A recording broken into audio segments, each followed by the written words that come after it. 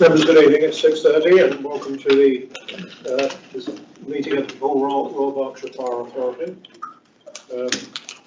We have important items on the agenda tonight, but not what you might call a long agenda. So those who might still want to get out in a nice balmy evening and go and knock on some doors and pester some residents, you might have a chance to do so.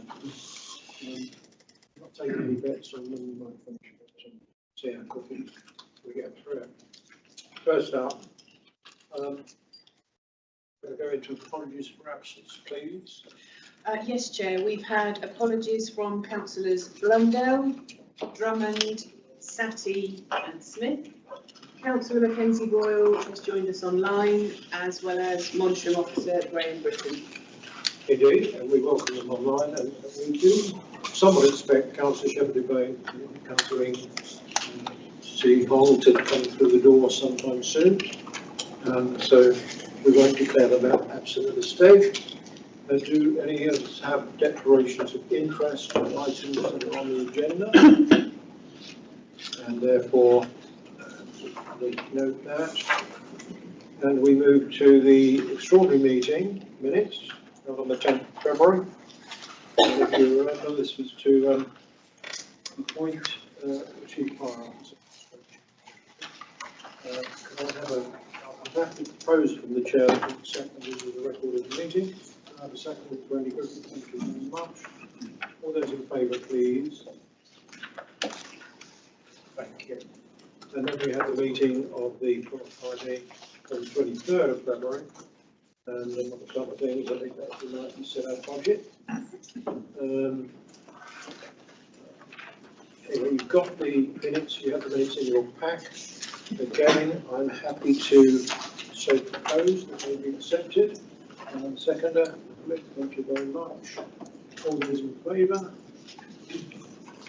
Very good indeed, thank you very much. Any petitions or questions from the public? None received, Chair. Thank you. And I'll go through my announcements. And although some of you will have heard a couple of these at the management committee, I will repeat them here because they're appropriate at the full service. I'd like to say a few words to welcome Mark Arkwell. This is his first Royal Berkshire Fire Authority meeting as Chief Fire Officer and Chief Executive Officer. So welcome to you, sir. We know Mark from his work and leadership as our Deputy Chief, and we wish him the very best with support and with you. I look forward to working with you and shaping and steering these. We know that we have a busy period ahead. Challenges and opportunities, the development of the next CRMP, Community Risk Management Plan, and welcoming His Majesty's inspectors in the months ahead, and ensuring we can identify and deliver a revised efficiency plan, becoming more relevant as money becomes tighter, and of course continue to lead to deliver the excellent service we know we deliver and our residents. So we look forward to working with you, sir, and with your team, as we have done before, as we continue. Thank you. A sad announcement that we recently learned of the news that Glenn Edwards passed away. Now, you may remember Glenn was working at the Station Hill development during the time a fire broke out there in November 23. And he assisted the emergency services with great bravery and composure when he used the crane he was operating to save 2 people from the top of the burning building. His amazing efforts were filmed, shared widely on social media and by media organisations around the world. And harrowing they were, and highly suspenseful. The communities across Berkshire member Glenn's incredible response to celebrate his heroism. And on behalf of the Fire Authority, our thoughts and condolences are with Glenn's family and friends during this difficult time, and I hope we sent something to acknowledge our appreciation, sadness, support. New PEEPS regulations, personal emergency evacuation plans. We love an abbreviation. We love a 3 or 4 letter acronym. This is for personal emergency evacuation plans for residential buildings and now in place under the Fire Safety England regulation. And I would imagine this is still a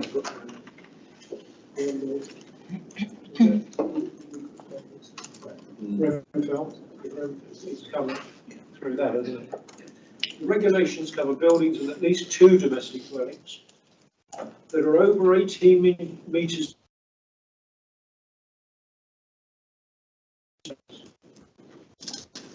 over 11 metres tall with a simultaneous evacuation policy in place. Guidance for residents, guidance for responsible persons, useful templates, and example documents can be found on the Royal Berkshire Fire Rescue website under the Safety of Workspace legislation pages, and we've done some comms on this, I think, Mark. And tell comms on this beach regulation. Yeah, it's on our website and on our social media channels as well. And to learn more about these new regulations, people can also sign up for a free online fire safety session. And the link to these sessions will be found on our website and social media. Good evening. So have a look at those and be aware and recommend to residents perhaps living in high rise. We don't have a lot of high rise, but we do have quite a few over 7 stories. Councillor Werner is building his own Manhattan skyline down there in Maidenhead, so that'd be relevant to you, sir. I'm trying to stop the Manhattan skyline, actually. Her Majesty's Inspectorate have announced they will be visiting the authority, the service, in September this year for our inspection. Almost a year earlier than originally planned. As I said before, they loved it so much, they're coming back. And it's not coming back because we were at all concerned, frankly, given our results, our outcomes, but it's just the cycle, I think, has moved them back to saying, well, I think they had a gap, something didn't they? They said, I know where we'll go down to Reading again. So it will take place in 2 parts, this inspection, document submission, which again is a lot of work for our officers. I don't quite know just how much you can use the previous ones. They give you a start, I suppose, don't they? They give you a start, you're not facing a blank page. But nevertheless, a lot of work. That's in June, so that's 6, 7, 8 weeks away. And then the inspectors will visit for interviews in August. Again, you know, this is a fast-track thing. There'll be a number of interviews during the inspection, desktop reviews, which look at our systems and data, focus groups with roles from around the organisation, visits to stations. I did hear that Catherine, our liaison with Royal Wiltshire HMOC advice might be online.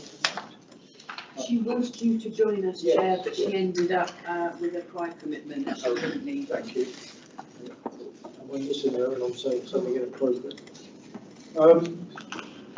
They have published an updated methodology which will be assessed against. So not necessarily just the 11 assessment criteria. There'll be a greater focus on leadership and governance than previous inspections, so there'll be more, I think, review of member involvement, audit and governance, management committee, fire authority, imagine an interview myself, the vice chair, probably chair of audit and governance. So in fact, it does say that here. We'll look at other services affected by your body's oversight and scrutiny arrangements. Now, you may want to suggest a session to try and get us a bit match fit for those interviews. and game them a little bit in the nicest possible way, so that we go in more minutes without losing spontaneity and obviously answering candidly. So it's not like Spurs. Yeah, we'll just busk it like Spurs. Try not to be injured beforehand.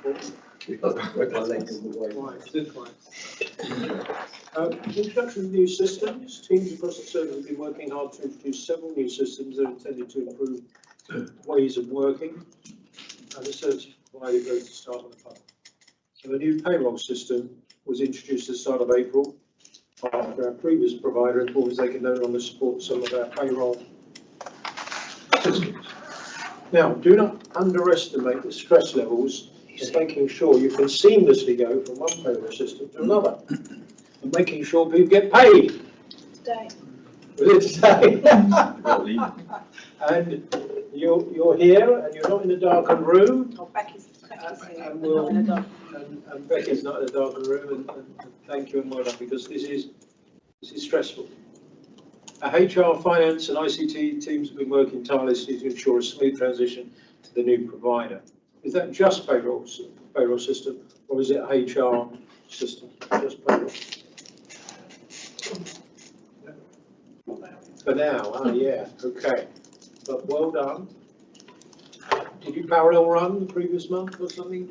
We did. We had 2 parallel runs, but they were very compressed. It was touch and go, but we've made it. I used to live in South Africa, and I worked for a company in Europe because people didn't have their own computers back then, and we ran payrolls overnight. They said if you get those wrong, there'll be riots in the factories because they will pay envelopes with cash inside. It's going back so long, such a long time. It wasn't gross and farthings, but it was still quite a long time ago. So the new system went live on the 10th of April, and I'm sure we get benefits as well. Didn't have their own computers back then, and we ran payrolls overnight. They said if you get that. Yeah, that's a very useful contribution. Yeah, thank you. Now, I was going to hear something juicy there about what we're on. The website, our website, is also due to receive an upgrade shortly to improve our user experience. Several new features added, and improved search function. We've noticed a slightly refreshed design. The new site is planned to go live on 7th of May. Link to the website, that's the standard one. But do we have one that we can look at in flight, in process, or? I don't think there is something we could look at. Not many people will, but it's something. Yeah. And thank you, these are important system upgrades. David Walker, and I think I've seen pictures of this, of David, on social media. Firefighter Buckingham Fire Station, ran the London Marathon Firefighters Show. He took on the race as he wanted to give something back to charity after it supported him following a serious back injury. He says that the care and support he received helped him return to operational duties. After completing the route, spanning 26.2 miles around London, he raised a total of over £2,800 by his Just Giving link. Congratulations, Dave, for his achievement. I'm sure the Firefighters Charity will be very pleased with his fundraising effort.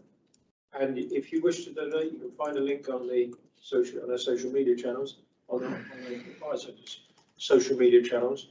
And I wonder, Michaela, can we send a card or something from the fire authority saying well done, because it is very, very good. If there's any questions on those?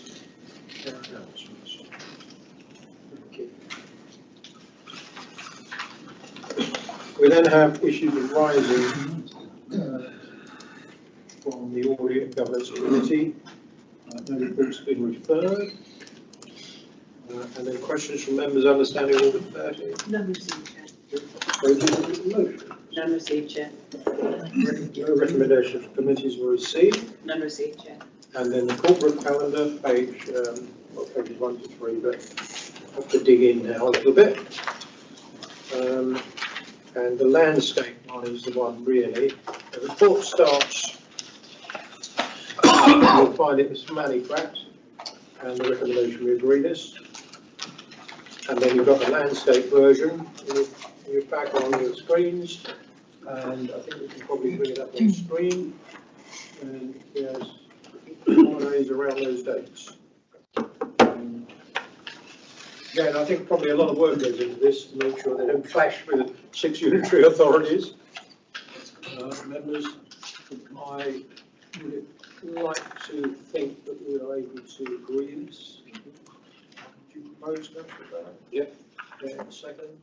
All those in favour? Thank you very much. That's got a calendar locked down. And then we come to an item perhaps more noteworthy and important. And we've got Claudia who's going to introduce this quality objectives. We're in your hands. Thank you. Wendy, did you want to say a couple of words now or afterwards? I'll be happy to go after. No problem. Good evening, everybody. I would just like to introduce the Equality Objectives Report post-consultation. You'll be familiar, hopefully, from the November Fire Authority when we discussed the proposed objectives prior to heading out for consultation.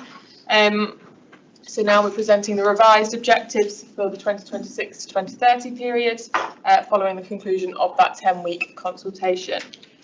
So the ask is for you to note the contents of the report and then agree those revised equality objectives. So just some things to note in terms of that consultation. We received a total of 325 responses. That is an increase on the last time we consulted on the equality objectives in 2022, where we received 252 responses. A total of 606 written comments were received, again an increase from the 2022 consultation, which was 200 comments. And just to note in terms of each of the objectives, when we look at the first objective, so around the equitable access, you had an agreement rate of 13.91%. Employer of choice was the highest at 15.05%. The belonging at work was 14.77% and inclusive by design 14.86%. So despite the high levels in terms of those disagreement rates, when we did the qualitative thematic analysis, which you'll find appended to the documents, what that showed us was that there was the disagreement rates were coming about equality as a whole, not just related to the objectives themselves. So a substantial proportion of respondents used that consultation to express their broader concerns around equality, diversity and inclusion work, rather than responding to the specific wording or the focus of the proposed objectives. And then many comments have focused on themes, including perceived ideological or political influence, misconceptions around impartiality, fears of lowered professional standards, concerns about reverse discrimination and mistrust in organisational culture.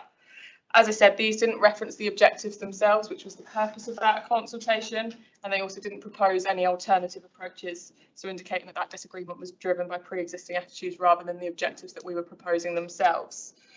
Whilst those concerns are acknowledged and have been taken into account, as you'll see in that full consultation report, we of course are duty bound by the legislation, and we also have a moral responsibility to be setting these equality objectives. Where we did have respondents that engaged directly with the content of the objectives, we found that this was a little bit more balanced and constructive. Things that we had taken into account with the new objectives is around clearer, plain English language, stronger assurance around safety and professional standards remaining non-negotiable, greater emphasis around fairness and the operational benefit of it, and an improved explanation of terms, again feeding into that sort of plain English approach. So that informs the revisions to the final objectives, which I'll come on to in a moment.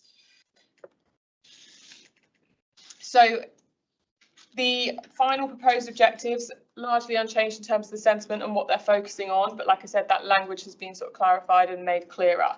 So you have your equitable access objective, which is we will use data, evidence and community insight to focus our activity where it can have the greatest impact, ensuring people who face higher risks or barriers are better supported while improving safety outcomes for all, and a bit of an explanation underneath that one.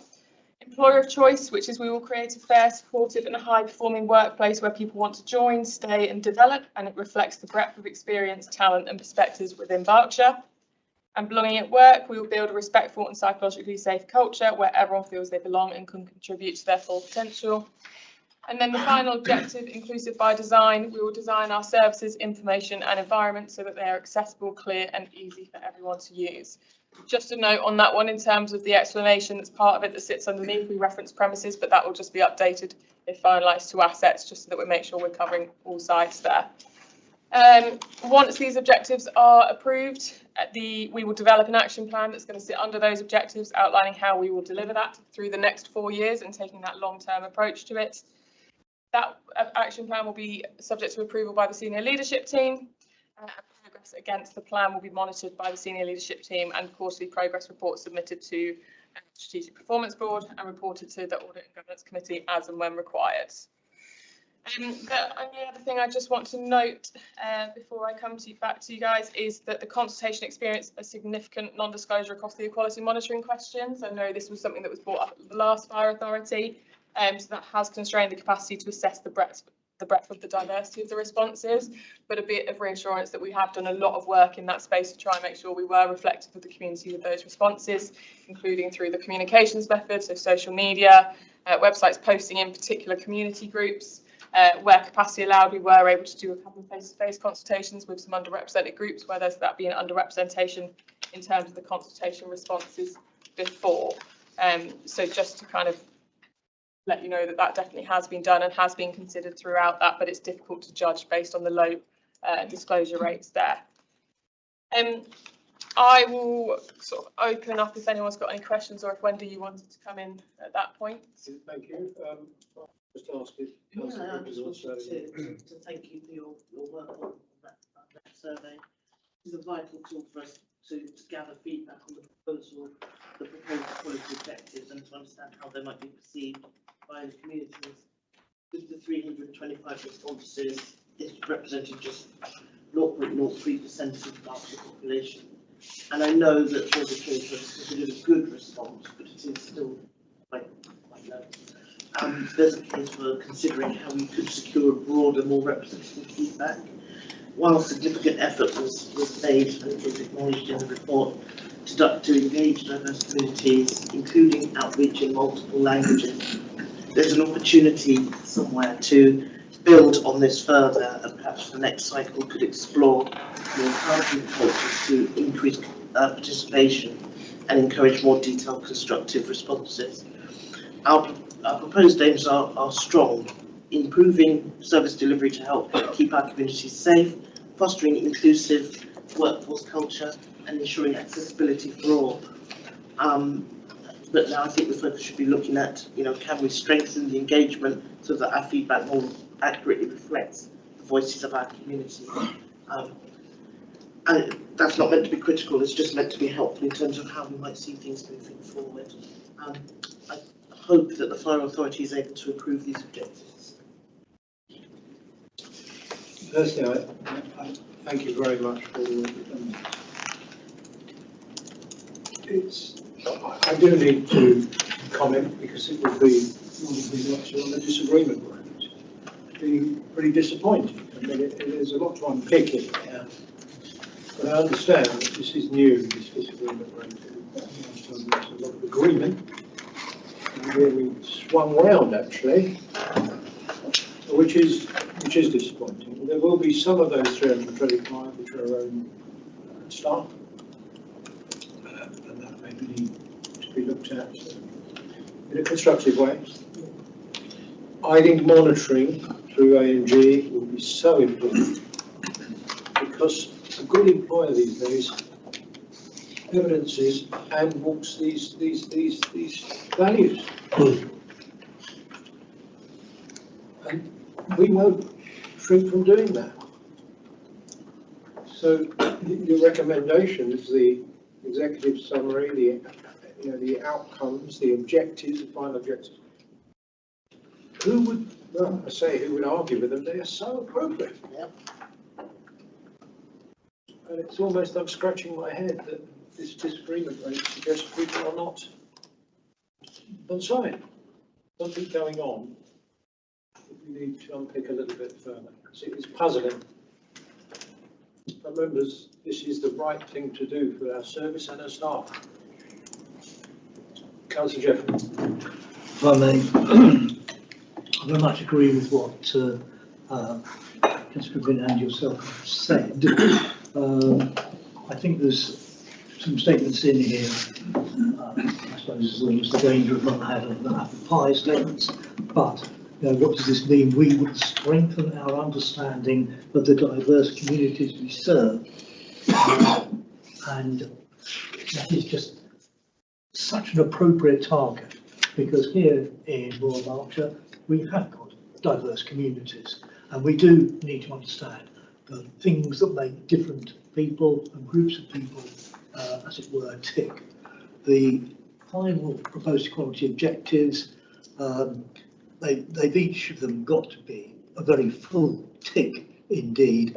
The equitable access, the employer of choice, belonging at work, and inclusive by design, are absolutely the things that we need to be doing and achieving. And if I go to page 17, we've got comments in there under support for improved engagement and understanding. And the very final line, additional minor themes included concerns about resource allocation, universal fairness, and the importance of clear, neutral language. I fear that I am sufficiently ancient and old-fashioned that I am one of those that has to really work quite hard at that sort of thing. But these are the kinds of issues that we've got to take aboard in order that we bring our workforce with us and continue to provide the right service to the people of Royal Berkshire, right across the, by the way, across the piece. So very much with you, Chairman, very much with Wendy. Thank you very much indeed. Good piece of work, and I completely agree that we should be talking tonight. Councillor Giddings, Vice Chair. Yeah, I mean, look, I echo what people have said. I mean, I think everybody in this room, whatever political party, are going to agree with these objectives. I mean, many of them are actual legal requirements as employer, and I think, sadly, in the current febrile state of politics, we know that DEI or whatever has been targeted without by people I don't think had a clear idea really or understanding of what that means, and also what we as an employer have to do. And I note obviously that the inspector isn't online tonight, but be sure when they came or come to Reading, is Royal Berkshire Fire Authority to inspect the service. If we didn't have these objectives and thrust and cultural attitude in place, we would immediately fail the inspection, without touching, without starting go. So, clearly we're going to pass this tonight. And I think it is concerning, as I understand it, that normally in these types of exercises, and I know from our traffic management panel in Reading, we consult on the double yellow lines at a certain controversial part of the road, and we get the feedback from residents, and some of them are pretty interesting comments, but we publish them.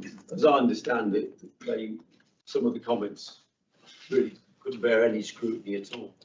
They haven't, so we haven't got those in front of us, which I think possibly sums up the general thrust of the attitude of people responding. Nonetheless, it is pointed out in the report that some staff members have commented, and I would like to think that something what Councillor Jeffries was saying in terms of making things a little clearer, defining the objectives in plain language, maybe the sort of areas that they were driving at. I'd like to think that we need to look at that, because we have got to carry the staff with us with these objectives, because they're aimed really at the staff. So look, and I also want to say, Claudia, excellent report, really very well laid out, gone through every aspect of it, delineated some of the opposition, the types of language used, and so I thought it was really good. And I thought that the feedback previously was the exact opposite. When we did this before, it's flipped. So some things afoot, and I think those of us who have been campaigning in the local elections and seen some of the campaigning techniques, shall we say, we'll probably get a pretty clear idea of why this has happened. Thank you, Vice Chair. I don't want to dismiss this, but there is potentially a cadre of people who are looking out for this sort of thing, and responding in that negative way we're seeing here. And therefore your 325 can't be a fair representation. It's not to dismiss it out of hand, but there's a context here that we must bear in mind. Yeah, and thank you, Chair, and thank you for the report. Again, the surprising thing is that it's consistent with the agreement of all the objectives. And that's surprising, and maybe we need to do a root cause. Why, like you said, I haven't seen the previous report, but it's complete turnover. But all 4 objectives, you know, you could have said maybe 1 or 2 or 1. So that's the worrying bit. Why is it completely flipped? I understand. Now, Councillor Brown, I'm grateful that you're coming in because I was going to ask you, as Chair of Audit and Governance, to keep this in mind, it's sort of thing under review. Perhaps put a report back to the authority later in the year about the experiences and the monitoring you're doing. But Yeah. over to you. Yes, reading through this, I was very taken aback when I started reading and looking at the figures and so on. But as I read through and saw the work that had been done to analyse the responses, it was phenomenal, really excellent and balanced and helpful in understanding what's going on. And I applaud the equalities people, and so many people don't understand the difference between equality and equity. I'm quite astounded. So, you know, here we go again. We've got to educate the people, I believe. So, thank you very much for doing that. Context is everything. We have a good plan here. You can monitor. We are being asked to note the contents of the report, the outcomes of the consultation, and agree with revised equality objectives 2026 to 2030 as set out in this paper be adopted and published.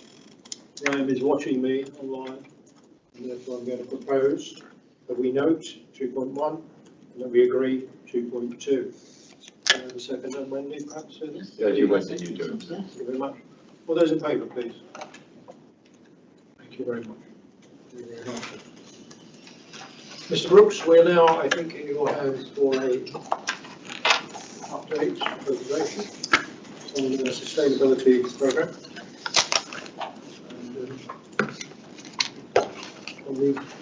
Chair, members, colleagues, just waiting for Kayla to share the presentation.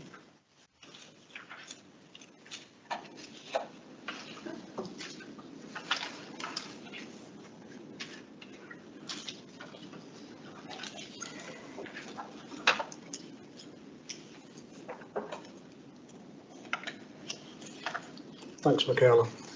You'll be aware that we have a steady state sustainability programme in play, and the authority elected to have a 6-monthly update, and this is one of those updates to bring you up to speed.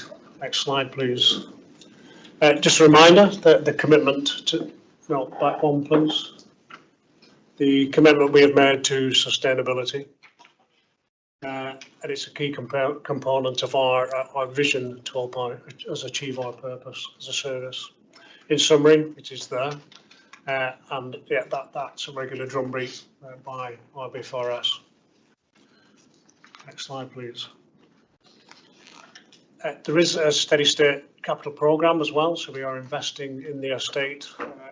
That is accounted through previous work that's been done, and the start of it was Planet Mark back in 2023, and that will be referred to in a later slide shortly. We've done a lot of good work, and the materially completed project, which I'll talk about shortly as well, is the heat decarbonisation project, which has been a significant investment across the estate to reduce our carbon footprint and deliver some benefits. And still in progress is the roof-mounted solar photovoltaic project, again, which I'll give you a short update on. And the SAFE has been adjusted to reflect the new figures that's in this slide here, and will again be reviewed later this year in light of what information we find as we move around the estate. Next slide, please. This is the heat decarbonisation project dashboard, hopefully self-explanatory. It's been led by Sophie Fox as our sustainability officer, as is most of our work on sustainability. Large amount of funding allocated, you can see there, and we were part of the phase 3C, the public sector decarbonisation scheme, which is now folded. So we did well to get on board with that. The risks and issues, some of the risks did materialise. We've had some challenges with asbestos. We've had to do some upgrade work, so there's been power availability at the sites, and that's added some delay. So the distribution network operator, which is the DNO that's on there, has led to some delay. But to de-risk that, we've done some testing and commissioning work in quiet hours using the power that's available, not putting the site at risk. And clearly trying to maintain operational activity throughout the process always been a key challenge, but has worked. Next slide, please. Solar voltaic project, you'll recall that I brought a paper in October adopting this 3-stage approach, which de-risks it from an investment perspective, and will also allow us to keep up with technology. We can make decisions at the appropriate time with an appropriate amount of knowledge. It has been delayed slightly, but there will be a paper to management committee in June to agree the release of capital, should the authority wish to do so, to move on to the next stage. And those 3 sites that are highlighted have been taken forward. Next slide, please. Little bit of a busy slide, but again, to support our credibility and completeness, we did map, if you recall, all our themes, the strategic themes at the end of that cycle there from the UN Sustainable Development Goals. That way we wouldn't miss anything, and it makes sure that we are aligned with authorities, governments and other bodies. We also made a sustainable development policy statement that was released with the strategy.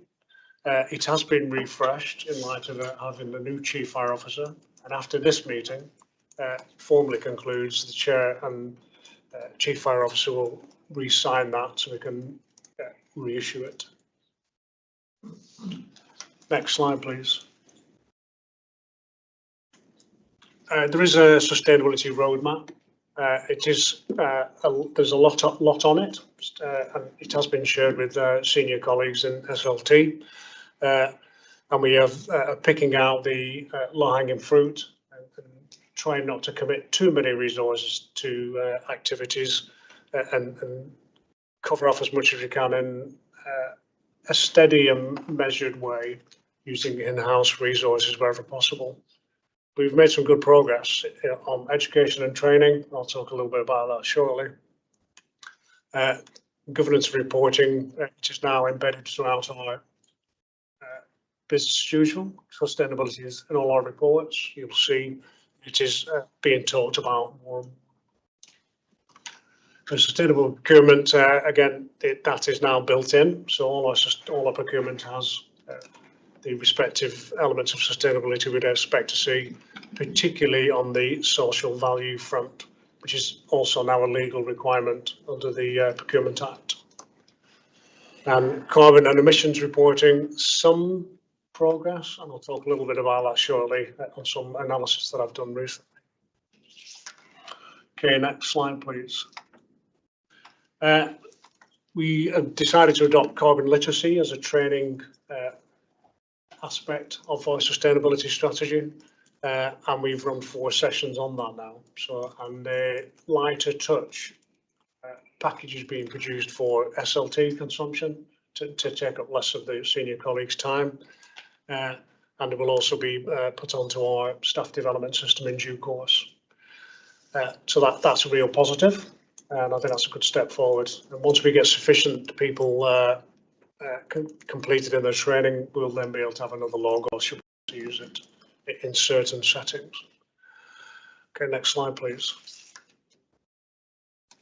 You've seen this slide again before. This is some of the sustainability roadmap achievements, and it's a bit of a distillation of an earlier slide. I won't go through those, but just show that things are happening in a steady way, as I said earlier. It's all about not overreaching and overstretching ourselves and trying to use in-house resources. Next slide, please. So this will be of interest. Chair, and we talked about this week, and I didn't have the slides to show because I'm still doing some work on it. The top left graphic is from Planet Mark, from the report that was presented just prior to my arrival.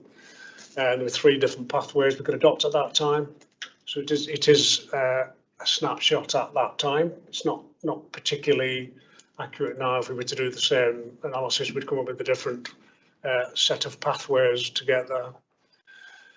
The main thing is that they, at that time, Planet Mark suggested that we would need a minimum of 5% year-on-year reduction until 2050 for net zero.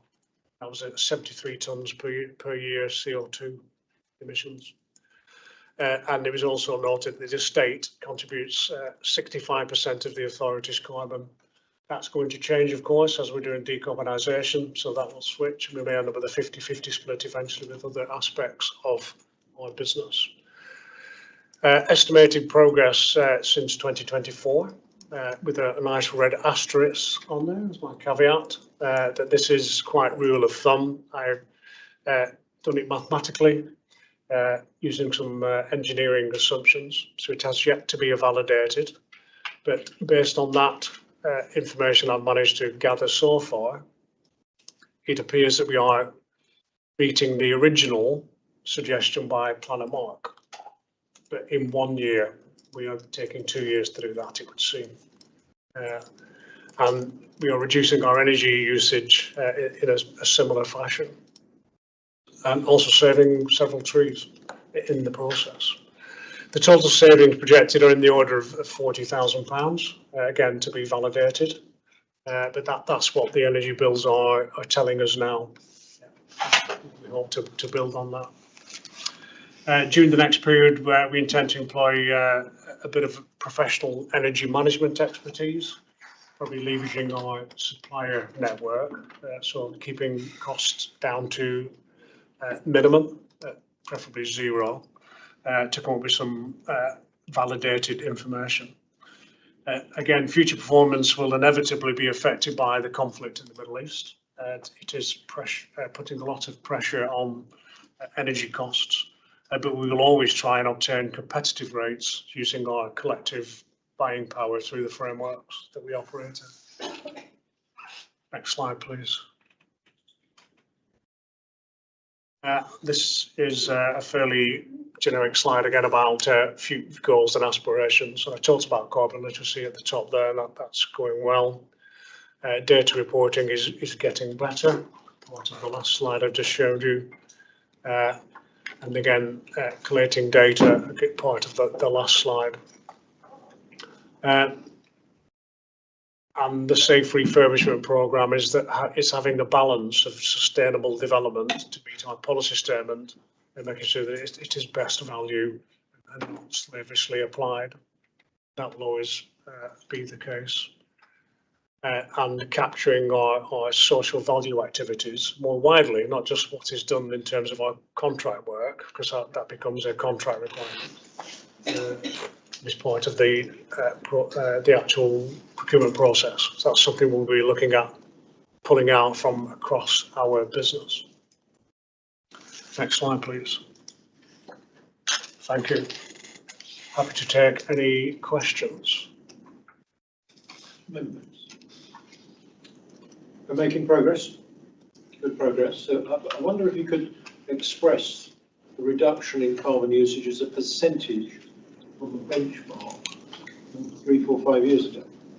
Yeah, we can do that. Yeah. because that is shows the achievement. 93 tonnes sounds a lot, but against 1,520, it's sort of a long way to go. But if it was 2,500 5 years ago, we've come a long way. That's a bit crude, but I think we should be looking at it like that. Yeah, can do that. You must chair. Well, no, I mean, I completely applaud this work, and again, thanks for Paul for another, really detailed report. I mean, clearly, it's the right thing to do, but also, if you look at the chart there with the list of the stations and the investment potential savings, there are savings to be made in this as well, notwithstanding crisis in the Middle East. And I would, referring back to the other report, I would suggest that some of the respondents would probably not be necessarily supporters of this type of action. So we'll leave it at that, but we are, and actually we did a lot of work, and Councillor McElroy was sustainability lead.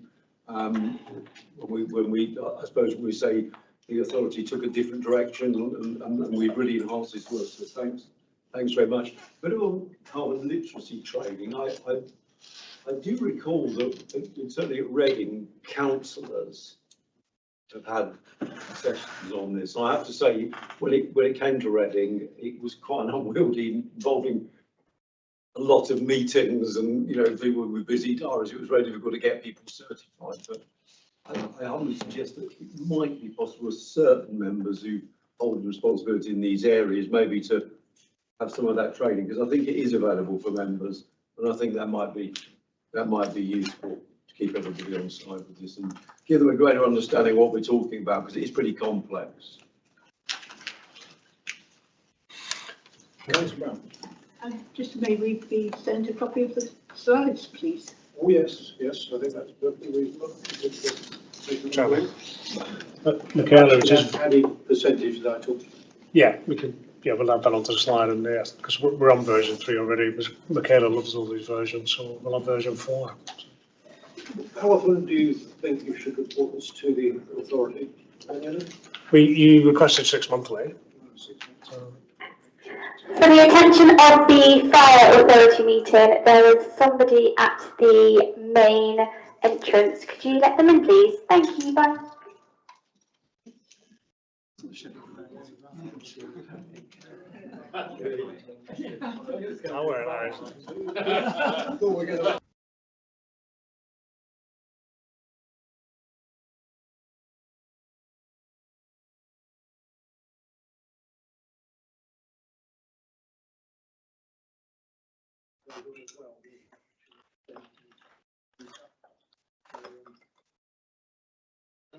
I don't think the nature of this report goes in.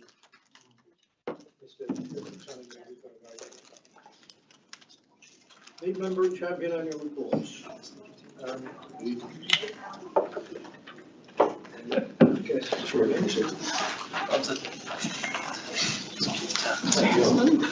Bad day, really bad day.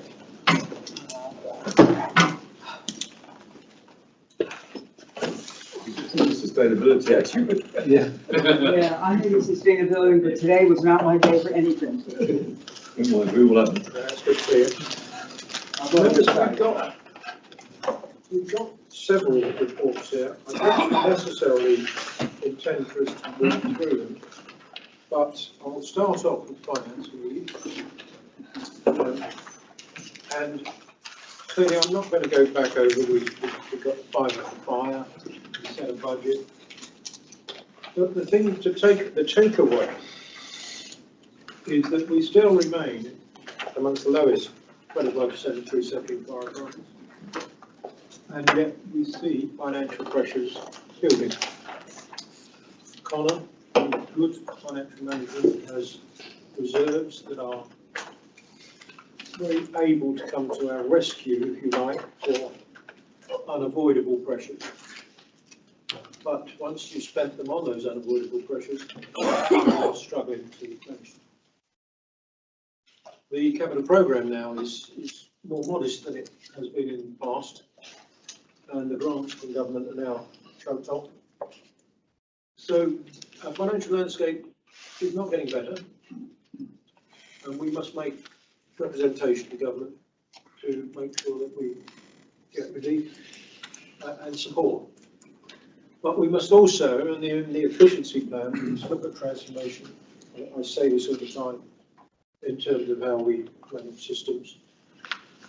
That payroll system, I don't know if that gives us savings on maintenance of the system, but that type of thing, on savings in efficiency of reporting and information gathering, all of that, as we go through a period over the next 3 to 5 years, where I think it will not get easier, but we are well run, and we manage our borrowing. That's one that can squeeze you as interest rates stay higher than you think they should be. Inflation now poking up again. So I don't want to sound gloomy, because I think we run the finances very, very well.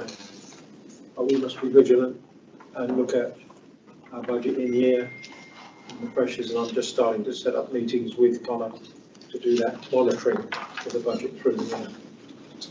So, members, I'm happy with my report. I hope you are.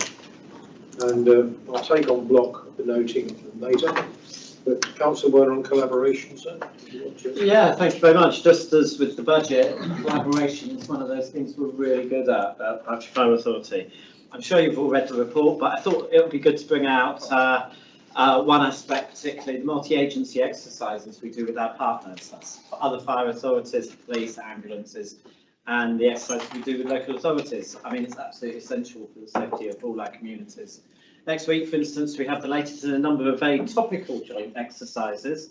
With us being on Amber Alert for wildfires, they're continuing their training and dealing with them. I'm sure all of us in semi-rural areas particularly, know the risks of wildfires and are really looking to the fire service to be working collaboratively with all the other agencies to make sure we know what we're doing. And blimey, we're good at that, aren't we? So it's the kind of collaboration that's absolutely essential, especially with budgets being squeezed. Working with our partners becomes even more of a financial incentive as well as for the community. And it really shows the importance of those really strong relationships we have with all the other organisations. We are really good at this, and I think it's something we can be really proud of as an organisation. Thank you. And of course, that collaboration is ever more important when we learn only today there's a heightened threat rating out there following the tragic incidents of yesterday. So that's how we come together with all the blue light services and collaboration on them to respond. We hope we don't have to, but in the event we do. Especially with Windsor in the Royal Borough. Yes, although you don't have to look up. Is the King back yet? Tomorrow, I think. Is it tomorrow? Tomorrow. I don't monitor his. We monitor yours. Bring it from. Yeah, as you're saying, it's One of council the tax. adjustments myself. Yeah, yeah, 10%. Absolutely. Thank you. Strategic assets and sustainability.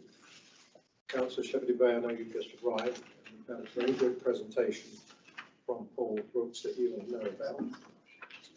Thank you for the detailed report. And there's a lot there. Did you want to speak to it at all? No, I think you it's feel that probably well it's comprehensive there.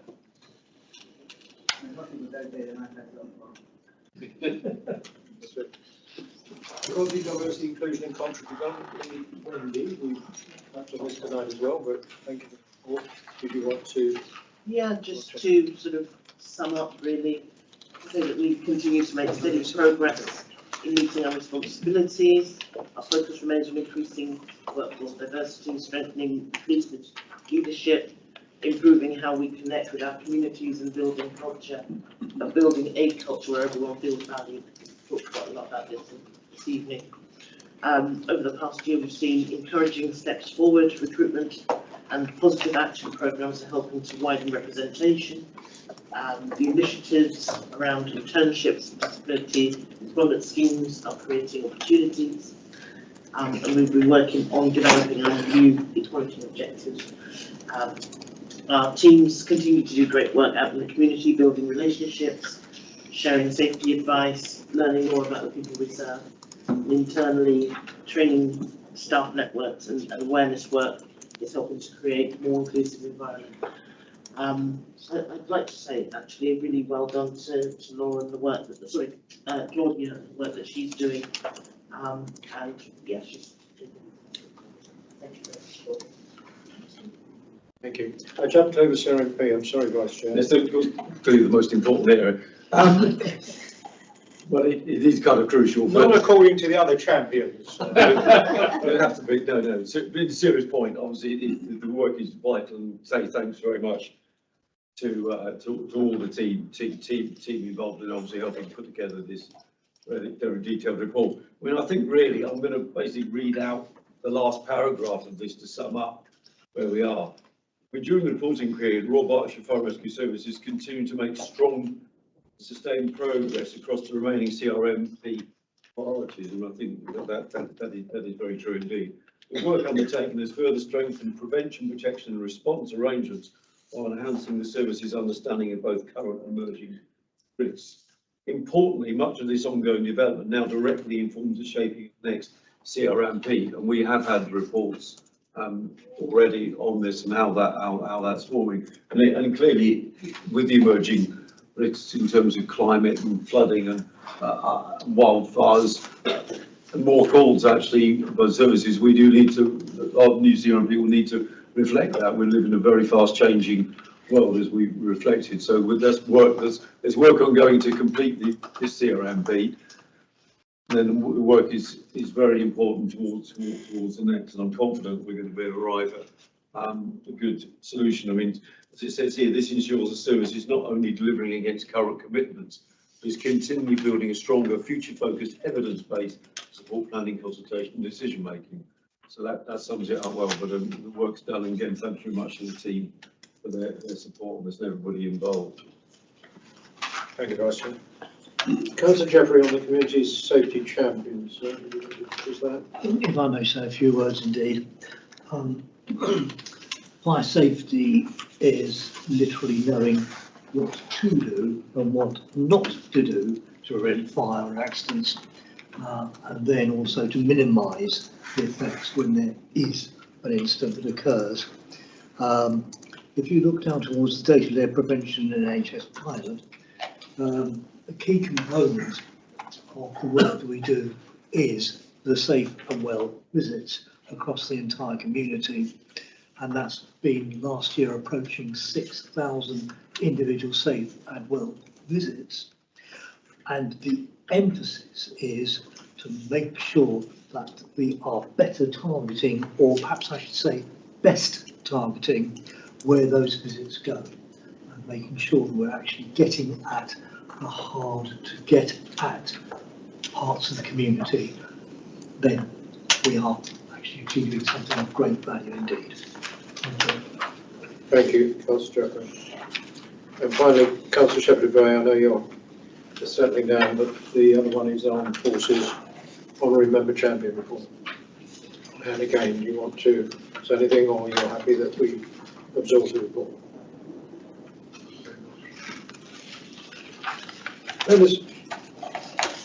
The champions work diligently within their sphere of influence and scope.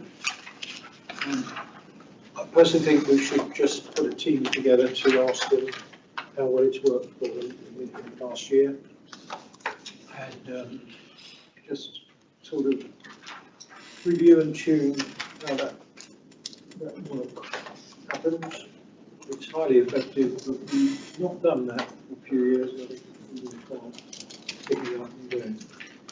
I think I'm being asked to probably note those reports, and I am going to vote on that. So I'm going to propose we note the annual reports from lead members and member champions below. And you've heard AGG. Do I have a seconder? Councillor Lowe, thank you. All those in favour, please. And officers will have noted my desire to organise our teams to review how we might, if we've got everything right. In the process, we then got the forward plan, we ran some papers, and that corresponds obviously with the calendar. Chair, Councillor Brown, there's did I miss something? yes, the audit and governance committee for late June, early July, well, 15th of July. I think it's the meeting.